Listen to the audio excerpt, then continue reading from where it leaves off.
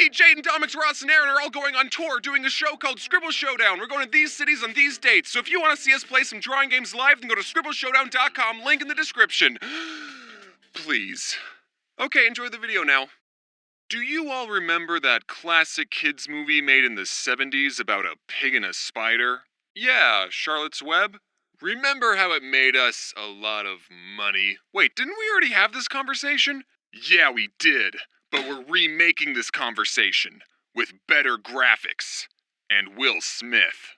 But why would we remake something that's already good on its own when we could be making something totally original? Because, Ethan, we don't want to take risks, and this'll make us more money. But won't it be obvious to the audience that we're only doing these remakes for the money?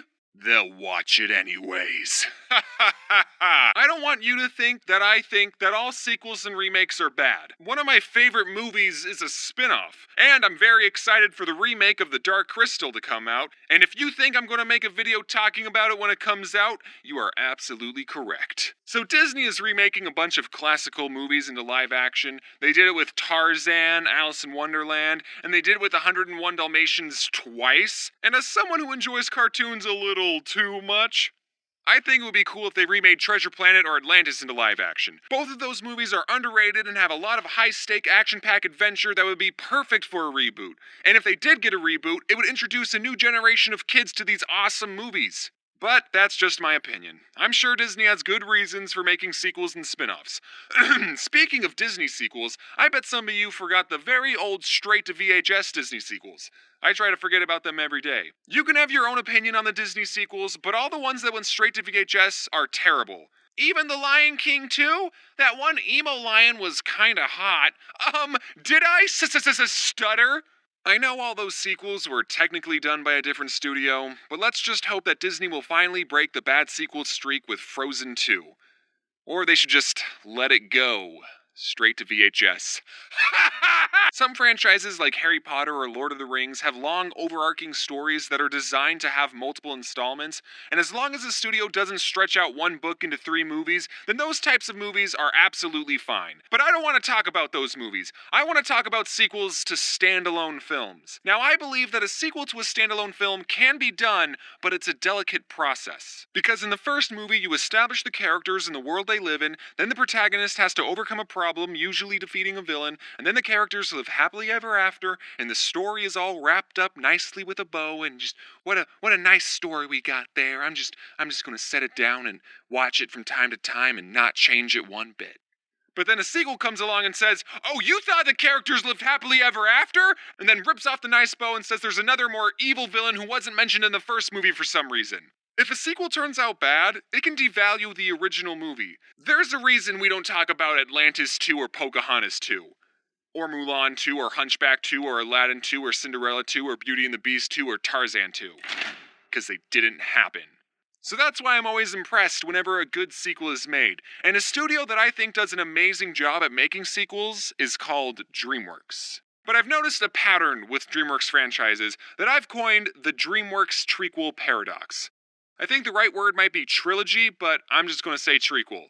You see, DreamWorks has a track record of creating amazing sequels, but pretty subpar trequels. Here's what I mean. Now, keep in mind that these are not my opinion. These reviews are objectively correct facts. And also, I just want to say I know that these movies are kids' movies, but I like animated movies more than real ones. And I'm a cartoon character, so Shrek 1. Great movie, great characters, great message, 10 onion layers out of 10. Shrek 2, it's the first movie in history to be better than the original, and it created the best music video of all time. I need 11 heroes out of 10. Shrek 3? Not in my swamp. Okay, I know we might not all agree, but here's another example. Kung Fu Panda 1, perfect movie. Any movie with anthropomorphic animals is always a win in my book. I think we have a best-selling franchise on our Panda Paws. Kung Fu Panda 2, just as good as the original. How many sequels have an animated bird as a villain? Besides Stuart Little 2. So far we got 10s across the board, but then Kung Fu Panda 3 comes along and I'm sorry, Jablinski, I just wasn't feeling this one. Which is why I was so worried for How to Train Your Dragon 3, and let's just say the DreamWorks trequel paradox didn't break its trend. However, there's one franchise that doesn't follow the DreamWorks trequel paradox, and it haunts my dreams works. And that franchise is Madagascar. I remember loving this movie as a kid, and apparently I wasn't the only kid who enjoyed it because it made $193,595,521. So DreamWorks made two more of these movies, and created The Thing That Haunts My Dreams. Now, personally, I don't really care for these movies. They're fine. I haven't rewatched them at all, so 5 out of 10. But there's another movie in this franchise. A movie that shouldn't be as good as it is, and honestly, I'm a little embarrassed to admit that it might make the list of my top 5 favorite movies. I don't think enough people are talking about this movie, so I'm going to be the one who breaks the ice. That metaphor is relevant because we're talking about Penguins of Madagascar. Penguins of Madagascar is the best movie that features penguins ever.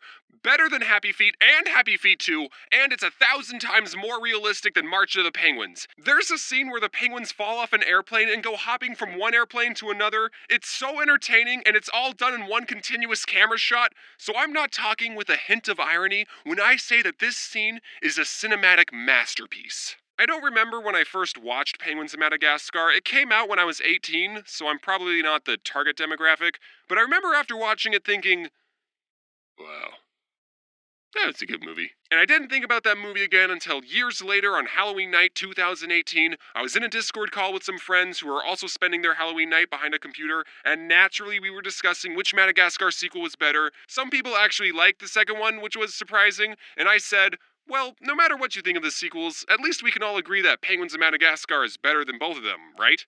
And everyone in the call was like, what are you talking about? And instead of watching a scary movie that Halloween night, we all virtually watched a movie about penguins together, and I think everyone liked it. Okay, let's talk about another studio, Pixar. Pixar movies do a good job at appealing to a wide audience. Kids like them because they're a cartoon, and adults like them because of their heavy themes like old people dying. Almost every movie Pixar has made has been a cinematic classic. Penguins of Madagascar, however, is not one of those emotionally inducing movies. It doesn't teach a thought-provoking life lesson. It's an hour and a half of penguins fighting an octopus, and I love it. Every morning when I watch Penguins of Madagascar, I feel like a kid again. I am jealous of the writing in this movie. Okay, there's one fart joke, but that's my only complaint. Now, do I think Penguins is better than all of these Pixar movies?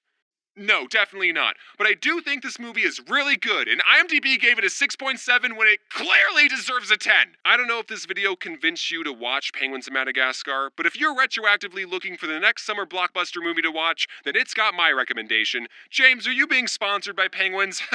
I wish. There wasn't really a point to this video, I just wanted an excuse to talk about my favorite DreamWorks spinoff. So, in conclusion, I'm really excited for The Dark Crystal 2 coming out on Netflix. The show's being released on August 30th, which is coincidentally this channel's 5-year anniversary. So don't expect me to work that day. Okay, admittedly, this video went off the rails a tiny bit. I'm sorry. Hey everyone, I feel like I always say this, but I know it's been a while. I did a lot of shows recently, like Scribble Showdown, which you might have heard of. I'm going on tour in early October, so click the link in the description for more information. I know it's summer when I post this video, but I don't post that often, so I probably won't get another chance to tell you that there's some back-to-school bundles in my merch store if you're one of those people that goes to school. Big thanks to everyone who worked on this video. I couldn't have done it without them. And a big thanks to you for watching me gush about penguins for a really long time. I hope you don't think of me any differently knowing that I dislike The Lion King 2. I'm sorry. I'm really tired and I want to get this video done, so I'm just going to wrap up this end card. Wear your seatbelt.